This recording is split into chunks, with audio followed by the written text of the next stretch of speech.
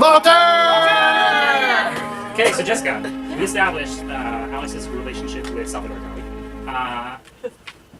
There's a blurb. You can look up photos of it if you want to see the handwritten copy of Salvador Dali's blurb on the back of Sight and Insight. Oh, we'll post it. We'll put it up on screen, yeah. Maybe you're even looking at it now because we're so good with post-editing. After Effects, go. So it's scrolling, yeah. Okay, can you all hold still just for a second? I hate you right now. Okay, go. Because I love you. I love you. Who's driving us home? I'm not drunk. I'm in love. There's a difference. There is. It's like, So the end piece of Dali's blurb on the back of the book is, Eliot's moral attitude is original. Chastity. He loves art without violating her, and he's intimate without so much as a touch. And I want, can we jump right into chapter 1 and the way that he welcomes us to the city of art with that gentle touch? yeah, definitely. So the very first line, from a distance, the city of art seems ringed with battlements, but those are gates, not walls. So where a lot of art history has those battlements and has those really huge walls with barbed wire on them, he's letting you know, like, this is a safe place, and this continues throughout the whole book. And that's how our conversations went, and that's how, like, I also want to get to the second part of that quote too. After actually, I was looking You got at it it. written down. You take it now. So it goes without violating her, and that also goes to something else that he brings up a lot in the book after. But he's and just as Gala is in all my work, Eliot's partner lives in his. So Jane, like, that's something that I fell in love with him personally when we were talking to him. He talked about Jane all the time, and so she had been gone for 5 years, and we were looking at this one. Flower was it? It was blue in the center, and he's like, that's the color of Jane's eyes. And everything we saw, he just related it to Jane's experience and how Jane talked about this. And when we talked to him the second time, he said, you know, it says like Alexander Elliot on the book, but it's really Jane and Alexander, but those things weren't done in those days. So the idea of this really gentle touch, and it's yeah, I think that's the thing, because a lot of times people say, oh, I'm not an artist, and they really are defensive about that, and that's like the first chapter, right? Like that defensiveness and that like almost sick and abhorrence of art comes from that know-it-all, like that's why we started Rumble House, was because we went to art school, we went through all of the steps, and we still felt that outsiderness. So he has this way of, well, the subtitle is connecting with works of art, but it's really, I think it's really about connecting with each other. Yeah. Because he brings it up. He brings it up in the first chapter, the difference between pleasure and art, and he gets around to it later in different ways. Yeah. It's interesting. You talked about. You said with the idea of this, which is not a place. There's a place and there's not a place. Beauty is not a place. It's a way. Yeah. Yeah, it's like a path. But So, what does the way lead to then? Would you say that the beauty is the path to the city of art? I was thinking that connection because, like, after reading the whole thing time and time again, like Rich said, we'd read chapter 1 and then ruminate on it for a month and then cry and talk about it and then get to chapter 2 and after like all of it, why does he start out in the city of art? Why does he start out talking about different people's experiences in that city? Yeah. And I think that that's where we're trying to get to, is like realize that it's like open gates and there's no crocodiles in the moat, and that he's showing us these different paths to get there. Fair enough. Yeah. And like I'm going to jump around just because I believe, even though I told Rich the first time I read the book that I was really nervous about discussing it because it is huge. But the first thing that I'd taken from it was that as you go from chapter to chapter, it really is like walking from room to room inside an art gallery. He leads you from concept to concept in such a way, and the chapters flow into each other. Yeah. So I'm going to bounce from chapter to chapter. So as you go through, there's a chapter called New Maps for Old Treasure, where he discusses the idea that art cannot be known, and that connects to the idea from the first chapter of knowing versus pleasure. Yeah, totally.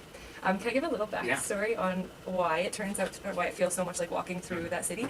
He was actually on sabbatical from his Time with Time magazine, and so he and Jane were living in this tiny house on the coast of Spain. And so in the daytime we'd go and visit. I think the Prado was a major gallery that they'd visit. Where is the Prado? In Madrid. Okay.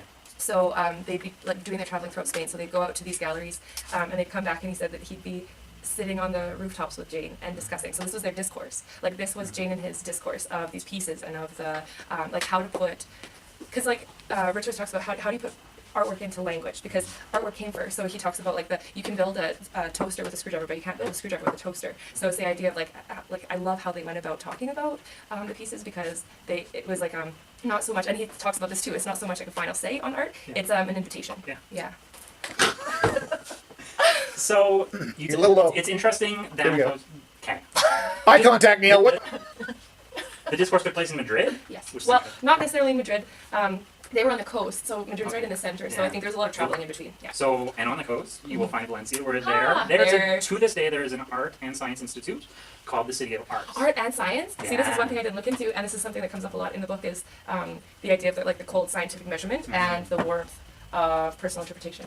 And he talks a little bit, as we barrel into the center of the book, we can start talking about, I'm going to forget the words, Lascaux, is that the proper Yeah, word for Lascaux, Cave painting. the cave paintings? And the cave paintings moves into the idea, that the specific name of the chapter that cave paintings come in is The Birth of the Invisible. And we talk about the imagination of reshaping. And very specifically the quote that man can see what is not there. Yeah. And he kind of establishes the idea of, it's interesting that in another chapter I believe it's called How to Just Imagine, Yeah. he talks about, was it Da Vinci's sort of basis for telling students to stare at, sort of like my personal experience is to stare at a stucco ceiling as a child. You look at Yeah, the ceiling and you he see brought up like the dragons orange in the peel, top. the Let's go invisible. back. So let's- he yeah. talked a lot about exercising the imaginative eye, and how artists, well, like children, like you said, like you stare at the ceiling. Yeah. You even stare at like eggshell white walls, and Yeah. you can see things. And I love The how. way that handprints leave oil marks, Yeah. and the way that, yeah. And how I kept having to remind myself that he was talking in a completely different time, because when he's talking about these things, he kept referencing children can see these, and adults let their imaginative eye to die, to kind of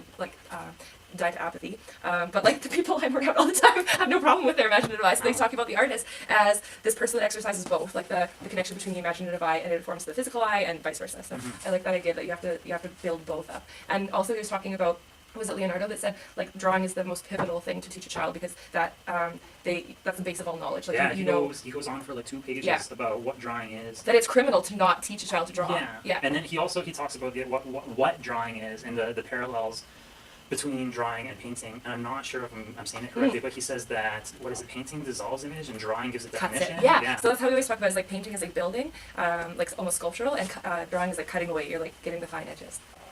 Do you want to talk about sculpture? Or you... Sculpture is like how he talks about it is so beautiful. He's talking about our relationship with that, because all of a sudden he's talking about the Greek sculptures and the Roman sculptures, and how the Greeks they built their gods, but their gods were the same size as the men, and so it was this idea of like man's rise to godliness. And He specifically, I want to just use the one specific Yeah. word that he throws. Yeah. He calls it an urge to godliness. yes, urge to godliness. That was a big point in the sculptural. The sculpture chapter was that was that drive.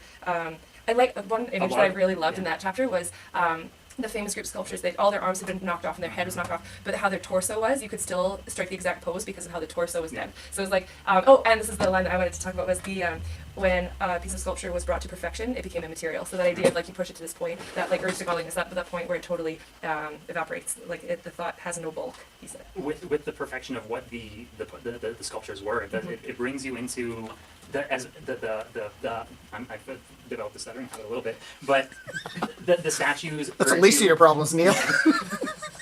The statues urge you to become them in a Yes, certain way. yeah. But before that, in the chapter before called The Artist's Purpose, he establishes the idea of the artist encouraging the viewer to see what they see and become them in a certain way. And then within the sculpture into spirit concept, he establishes the idea of infinity inside the imagination, and it kind of it has this resonating idea of Descartes and his whole inside the meditations, this concept of God being an infinite being and humans only being capable of imagining finiteness, but the converse to that concept of a human being finite and a God being infinite was that the human looks at itself as being finite and establishes the idea that the converse of finite must be infinity. So infinity creates itself within the mind of the human. So humans are nothing but imagination, Yeah. and they see infinity. And infinity Those who is, who exercise that, right? Because there's some who have totally let that go. Those ones that can see themselves as God are there, but the ones who have totally let that go are that's where he starts talking about like that's where they're sick, like art has to bring them back. So yeah, I like